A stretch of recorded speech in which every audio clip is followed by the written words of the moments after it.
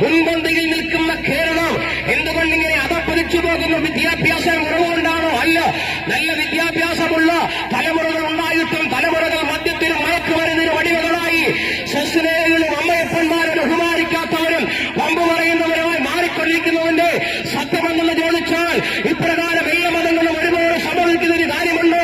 മനുഷ്യരെല്ലാം പാവിയായതുകൊണ്ട് ആ പാവപ്രവൃത്തി അവന്റെ ഉള്ളിൽ കിടക്കുന്നതുകൊണ്ട് മനുഷ്യൻ പാവപ്രവൃത്തിയിലൂടെ ലോകത്തെ അധമമായ പ്രവൃത്തിക്ക് മുതിരുവാൻ തക്കവണ്ണമിടയാൽ എന്ന് പറഞ്ഞാൽ ദൈവസ്വരൂപമായി സൃഷ്ടിക്കപ്പെട്ട മനുഷ്യനെ പാവമംഗലീയമായപ്പോൾ അവനെ പൈശാചിക പ്രവൃത്തി ഉടലെടുക്കുവാൻ തക്കവണ്ണമിടയായി.